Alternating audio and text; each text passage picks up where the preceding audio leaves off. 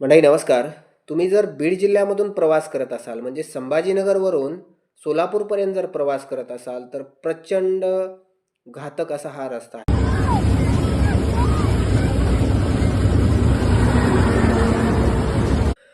मंडळी ही जी फॅमिली आहे ना, ही फॅमिली हैदराबादला जात होती. म्हणजे ही फॅमिली हैदराबादची आहे आणि झालं काय ना, की कारमध्ये जी आतमध्ये लहान-लहान मुलं होती ना, त्यांना वॉशरूम आल्यामुळे हे लोकं गेवराई तालुक्यामध्ये गडी आहे ना, गडी फाटा तिथे डाव्या बाजूला गाडी घेऊन थांबले. त्यानंतर ही लोकं थांबल्याच्या नंतर अचानक तिथे 4-5 जणांचं टोळकं आलं आणि या टोळक्याने अचानक कारवरती हमला केला आणि काच फोडला. आता हातात जी हत्यारं होती ना, ती प्रचंड घातक होती आणि त्यांनी ते काच फोडला आणि आतमधल्या ज्या लेडीज होत्या, त्यांचं जे सोनं आहे, त्याचबरोबर कॅश आहे, या गोष्टी सगळ्या काढून घेतल्या. अक्षरशः या लेडीज चिरकत होत्या, ओरडत होत्या, तरी देखील कुणीही मदतीला गेलं नाही. त्याचं कारण म्हणजे काय ना, की इथे जो मदतीला थांबतो ना, त्याला देखील इथे धोका असतो.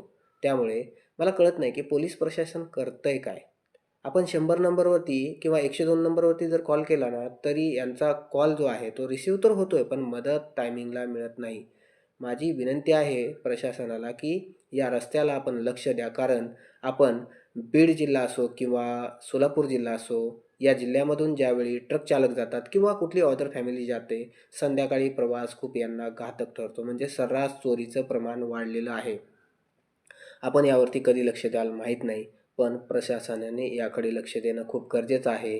इथे गस्त घातली पाहिजे. म्हणजे गेवराई तालुका असो किंवा बीड जिल्हा पूर्ण आणि त्याचबरोबर येरमाळा, त्याचबरोबर तुळजापूर, धाराशिव हे जे जिल्हे आहेत, या जिल्ह्यामध्ये सर्रास चोरीचं प्रमाण वाढलेलं आहे. म्हणजे प्रचंड घातक अशी हत्यारं असतात या चोरांकडे. मंडळी तुम्हाला काय वाटतं या व्हिडिओबद्दल? तुमच्या प्रतिक्रिया आम्हाला नक्की द्या. व्हिडिओ जर आवडला